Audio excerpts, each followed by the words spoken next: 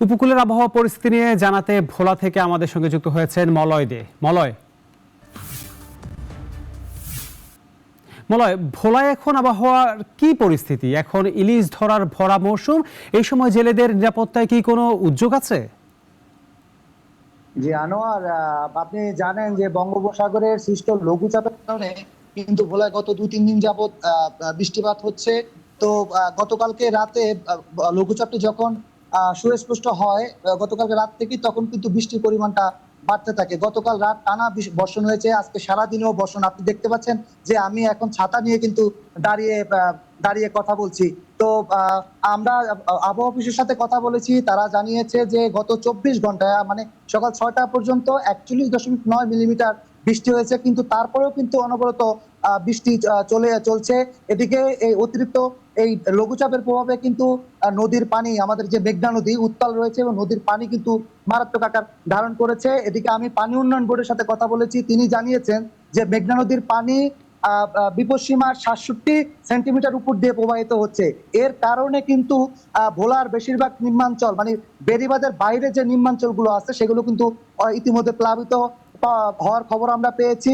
এদিকে জেলেদের নিরাপত্তার বিষয়ে আমি কথা বলেছিলাম মৎস্য কর্মকর্তার সাথে। মৎস্য কর্মকর্তা আমাদেরকে জানিয়েছেন যে গত 2 দিন আগেই কিন্তু যে সমুদ্রে যখন লঘুচাপটি সৃষ্টি হয় তখন কিন্তু 3 নম্বর সতর্ক সংকেত জারি করা হয়েছিল। তখনই তারা কিন্তু নদীর পাড়ে গিয়ে জেলেদেরকে সতর্ক করেছেন তারা যাতে নদীতে না যান এবং যাতে নিরাপদে উপকূলে থাকেন। তো এই এখনো বৃষ্টি চলমান।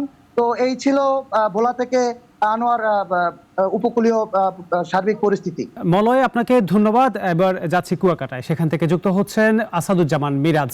মিরাজ, উপকূলীয় এলাকায় 3 নম্বর সতর্কতার সংকেত দেয়া হয়েছে, কুয়াকাটা উপকূলে এখন কি অবস্থা?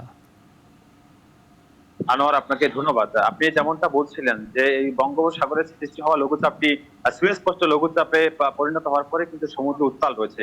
এই পটুয়াখালী জেলার উপকূলীয় এলাকা কলাপাড়া এবং রাঙাবালি সহ এই উপকূলীয় এলাকার সমুদ্র তীরবর্তী যে সমুদ্রের উচ্চতা, পানির উচ্চতা কিন্তু বৃদ্ধি পেয়েছে, সাথে সাথে ঢেউয়ের তীব্রতাও কিন্তু বেড়েছে।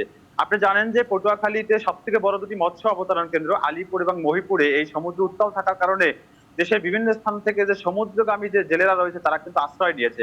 আমি কথা বলেছি জেলে মৎস্য নেতা এবং জেলেদের সাথে, তারা যেটা জানিয়েছে যে কক্সবাজার থেকে সন্দ্বীপ, চট্টগ্রাম থেকে যে সমুদ্রের জেলেরা সমুদ্রে টিকতে না পেরে কিন্তু আলিপুর মহিপুর মৎস্য অবতরণ কিন্তু আশ্রয় নিয়েছে এবং তারা যেটা সমস্যার কথা জানিয়েছেন যে এই বৈরী আবহাওয়ার কারণে কিন্তু তারা এখন মৎস্য শিকার যেতে পারছেন না। অন্যদিকে গত কয়েকদিন আগে শেষ হওয়া 65 দিনের মাছ ধরা নিষেধাজ্ঞার পরে কিন্তু তারা আবার নিষেধাজ্ঞায় পড়েছে বৈরী আবহাওয়ায়। এতে কিন্তু মানবতার জীবন কাটাচ্ছে জেলেরা।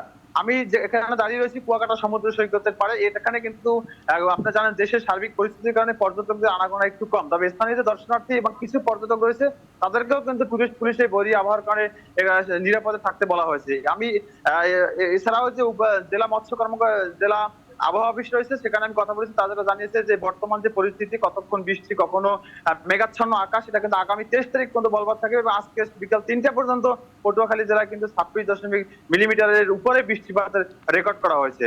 তো আমার এই ছিল আমার কাছে পটুয়াখালীর কুয়াকাটা থেকে সর্বশেষ। মলয় এবং মিরাজ, আপনাদের দুজনকে ধন্যবাদ। 250টিরও বেশি ডিজাইন অপশন নিয়ে ওয়ালটন স্মার্ট ফ্রিজ, বোঝে আপনার প্রয়োজন।